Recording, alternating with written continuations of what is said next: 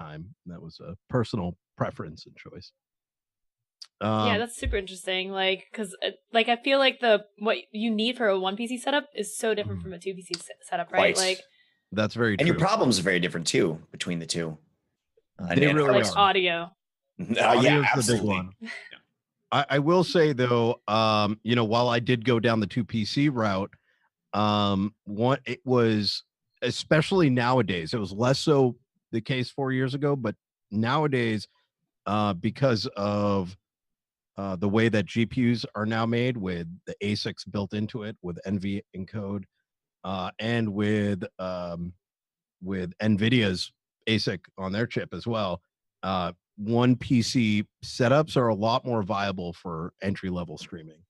Yeah, and also like you have these streaming programs like even OBS, Streamlabs has slobs, there's Bebo now, Lightstream, like all these programs now have drastically reduced their hold on your CPU too. Like I remember OBS years ago when it was just old OBS classic, easily was 30-40% of your CPU. Now, you know, for me, my CPU is at 10%, you know, doing the show right now. And a lot of these other streaming software programs, like they are basically reducing that. Like that's, I think to me, like the biggest chunk of like streaming is the CPU take of the program, right?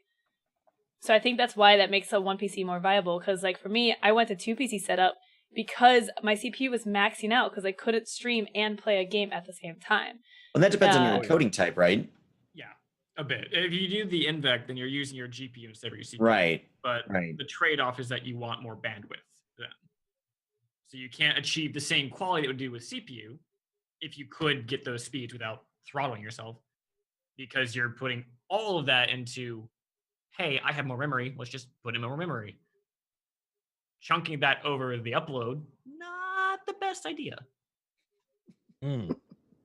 So I guess another way to say it as well is as great as you can't get the quality with a two PC setup, you can really up the quality. So what some people may have noticed is when you do download OBS or whatever, there's a bunch of presets in there. And that's what I think a lot of people end up battling in terms of the quality of the image that is presented to the audience. The settings go by the names fast or very fast, faster, medium, slow, etc. And the idea behind that is the slower you're able to put those settings, the higher the amount of resources you need. So the more power your PC is going to require. But the end result is that you end up with a better image. The reason why they're named that way is, think of it like OBS, namely the encoder X264, the thing that produces the picture. The more time you're able to give it, so it needs to produce a still frame every 1/60th of a second to achieve 60 FPS. So within that second, it needs to try to reduce that picture that's on your gaming PC or in that gaming app. It needs to process it as quickly as it can. The slower, the more powerful your PC, the more work it can do within that 1/60th of a second. In the case of NVEC or using your GPU or your special, quick sync is by Intel, NVENC is by NVIDIA.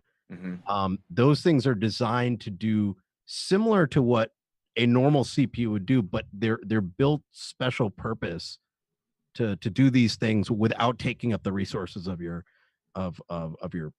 chip, right? The unfortunate part is that they don't look good at 6 megabytes a second or whatever. So which is kind of the rates that most streamers stream at. Yeah. So it's a really weird puzzle of like, moving the levers left and right and and seeing what ends up working. Over 3 years. Yeah. Now, Soren, are you on a one PC setup or a two PC setup? Two PC setup. I've actually had two different one PC setups until I moved to second. And both of those were laptops. So really? So the first one was a laptop because I was in my bachelor's, and someone said, "Hey, you should try streaming." So I tried it, found out it was a lot of fun, so kept doing it. And instead of going to a desktop, I still need the portability. So I was like, all right, I'll just get a better laptop, and that wound up working for several years, but didn't quite get the quality I wanted. And then finally, I got a desktop for Origin and said, okay, let's get a capture card. Sent everything from that to the laptop, and all I had to do was encode, nothing more. And it actually just took all the weight off it. So do you feel like streaming from a laptop is viable? It is. It winds up becoming more dependent on the hardware in the laptop. But realistically, if it has a desktop CPU and any kind of graphics card, it could stream no problem. I think that would have to depend on what you're trying to stream as well. I keep pointing to Simcopter1, who has streamed from a laptop for his entire streaming career, but he tends to stream slower simulator games and indie titles that are more pixel art, stuff like that. That's not going to be as intensive on the hardware itself for the game alone, much less the other way around, for the two things at once, for the encoding and the game, much less for just the game. Right.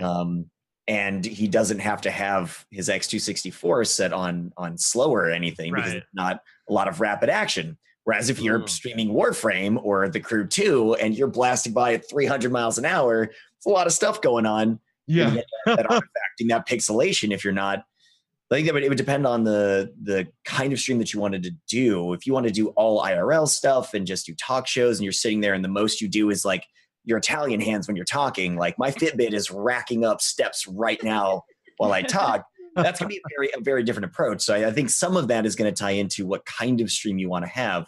But for the most part, I think most of us are trying to, pick up your average everyday titles, AAA titles, some indie titles, stuff that's going, full spectrum. Yeah. So I've actually found a caveat to my current stream rig where I have my main game rig has